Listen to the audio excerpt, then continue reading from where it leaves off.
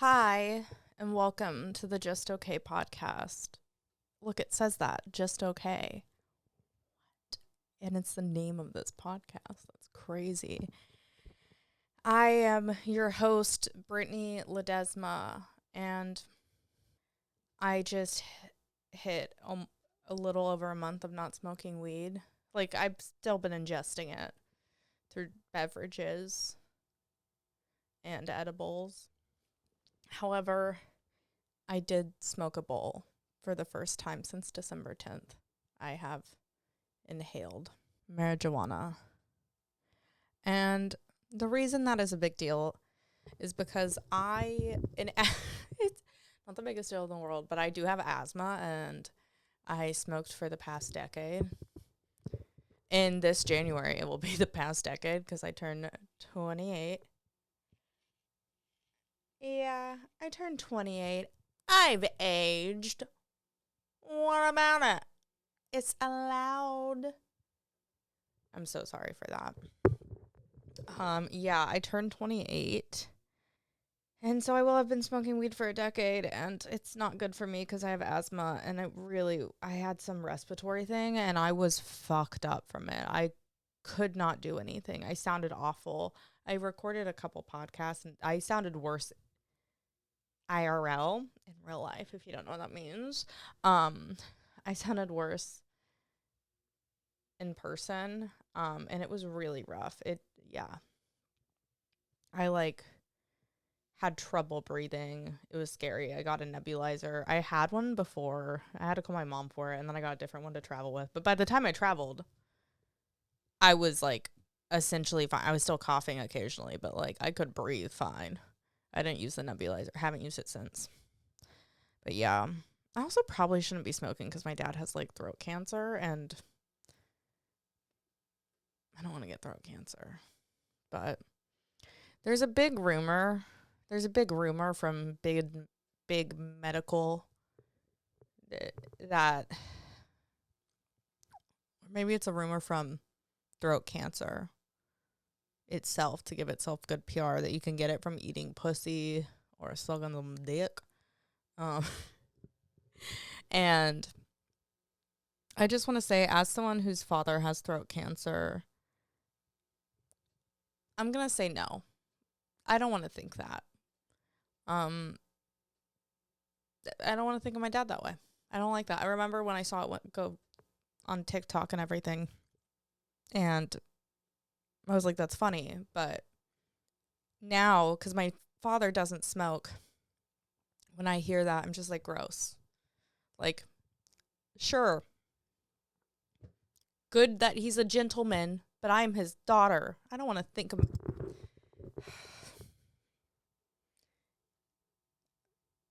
Moving on.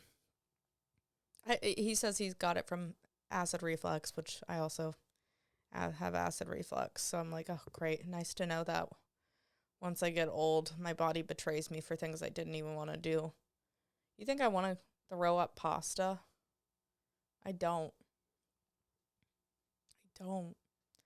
I will say, I remember I had really bad acid reflux growing up, and I would throw up a lot. And I remember my sister, sick burn though. My sister said, it's crazy you think you'd be skinnier because of how much you throw up, which that's what siblings do. That's what we do. Now I think it's very funny. Back in the day, I was like, wait, I didn't even think of that. You know? Except when I threw up, I did a finger gun, so it felt really cool. No. I don't even know if I used... Sometimes. Not often. I was able to throw up on command, essentially, by the end of that decade. Maybe before. Sorry, I'm trauma dumping early on. I'm trying to think what's happened. Oh, yeah. This past weekend, I hosted for Annie Letterman. That was a lot of fun. Thank you to Rebecca Trent at Creek in the Cave. Creek. Honestly, I do wanna do a little brag for a second. Moving back from New York was the most brutal it wasn't the most brutal thing, like, but it was, like, an adjustment, and to be kind of, like, not new, but kind of new in a scene that I, like, came up in. That was difficult, moving back home, being closer to family, my dad being sick. Well, like, it's been a lot. However, it's turned out better than I could have imagined. Like, I am so grateful to be here. I have a great roommate. I have, you know, my mom helps with my dog, my boyfriend, he loves my dog, which also, like, incredible, the cutest thing ever. If your significant other is despised by your pet, dump them, because there's someone out there that they finna love. But yeah, it's turned out better than I could have imagined. Like, the fact that I'm now in a club that I've always wanted to be in. I was literally thinking, not like, I don't know if I'm in. I'm just like, I don't want to ever get too comfortable. Like, I'm grateful to be there. I love Creek. Rebecca and Carrie have really curated such a lovely club, and I don't know, it's a club I've always wanted to, like, host at, and this past weekend was my first hosting, like, a full weekend there, and yeah, it's been really good. I enjoyed those shows. I probably only really loved one set, but I liked two of them, and then the rest were, I was doing a job hosting. Doing a job hosting. And I have people over all the time, so I'm, like, really good at it. But I enjoyed it. I did. And I love the bartenders there. It's just nice. Yeah. It's been really making, like, I don't know, it's just added a level of, like, it makes me happy, to be, like, it was cool. Okay, I'm done gushing. I had a good weekend. What about it? Rumors are true. Brittany can have a good weekend every now and then. I would say I have more good days than bad days. Like, and that's a blessing. Oh, yeah. I've been doing better about not being a hater. I told you guys that was, if I had to have a New Year's resolution, that was it. And I've been doing better. I haven't been as much of a hater, I would say. I also, like, I'm trying to reframe thoughts, as I've said before. If you're new here, now you know. Now you know. And I've just been trying to sorry also if you hear me swallow. I, like, hitting that bong has made my throat so freaking dry. Yeah. I've been trying to reframe thoughts. It's been doing good. Like, I've been catching myself in these negative thought patterns, and I'm trying to not, like, let myself go down the rabbit hole all the time of, like, these bad, anxious things. Because, like, I'm the type of person who, I don't necessarily dwell on one horrible outcome. I have ADHD.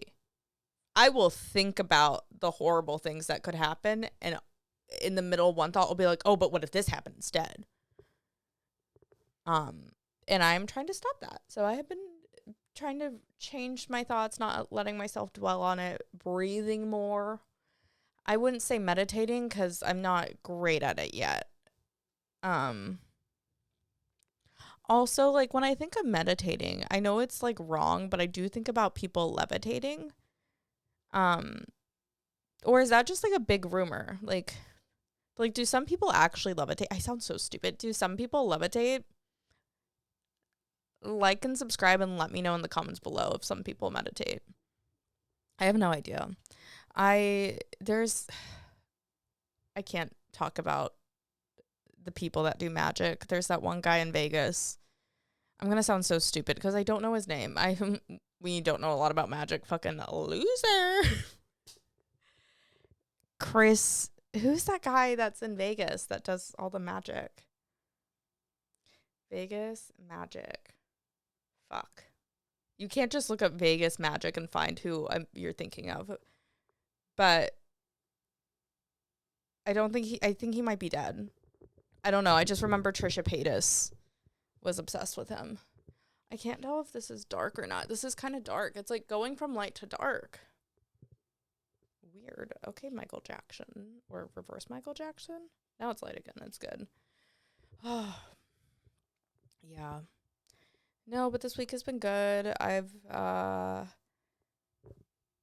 been like learning more about the procedure my dad's gonna get. He's getting I think it's called a laryngectomy. I could be wrong. But yeah, so that's been interesting to learn about. And basically, like, one thing is he can't swim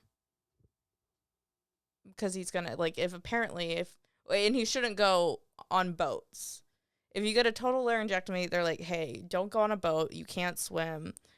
Um, I don't know if we should, like, invest in some Flex Seal because I don't like them putting things on my dad that he can't do again. But I also can't imagine my dad would want to swim.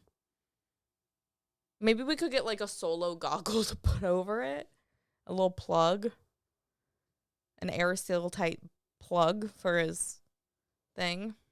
Do you think anyone's ever given, like, throat through that? No, probably not, because it's not big enough. And also, that's not nice. I'm sorry I let my intrusive thoughts get the best of me, and I told you guys that.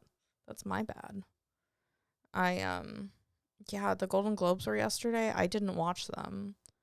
I have no good reason not. My boyfriend watched football. Watch that. Go Patriots, I think. I don't know. I don't have much to tell you guys. I don't have much of an update. There's been nothing going on. This, like, I probably look like I do more on, I don't know if I do, but I really don't do much. If I'm not doing comedy, I am at home generally. Yeah. So I don't do much outside of comedy. Like, I'll walk my dog and I work out in my garage like a prisoner. I do it in front of red light therapy though. So it just looks very odd. My dog hates it. I try and get him to sit in front of the red light therapy with me because Paris Hilton did that to her dogs and they live to be like 24. So I'm like, Willie, you're living forever. And he hates it. He hates it. He's like a rat terrier that looks like he's part Chihuahua. I have no idea what he is. He's a mutt. At least we know he's not inbred. Which all the cute dogs are inbred. That's so fucked because it's all the ugly kids that are inbred as humans. But if the dog gets inbred, they just look cuter. What a world we live in. Or I guess inbred humans kind of look like pugs. And pugs are cute. It's just not cute on a human because they're not hairy and little. Is that it? Yeah, my dog. What a weirdo. Don't remember a damn thing I was saying before I started talking about inbred people and dogs. I've been thinking about the Duggars again. Every few years I'm like, what's going on with the Duggars? Because I remember that one of their kids was like arrested for being a pedophile, and it was the oldest kid too, which is crazy to have 18 more kids after him. They also like kind of knew about the abuse, and instead of like dealing with it, they were like, hey, we're gonna send our kid to a church camp instead of telling law enforcement and getting family therapy and healing and protecting other kids. They didn't. That's crazy. But I like was thinking about it because my friend, she told me that her mom has had 6 or 8 kids. I wish I could tell you which number. I was like, that's crazy. Because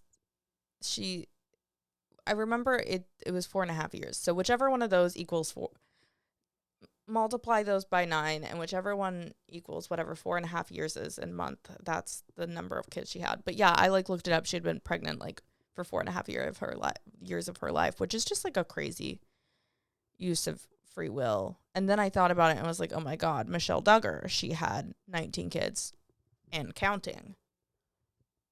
And I was like, how many months was she pregnant? Or like how many pregnancies did she have? Because I know there were twins in there. So she had 17 pregnancies.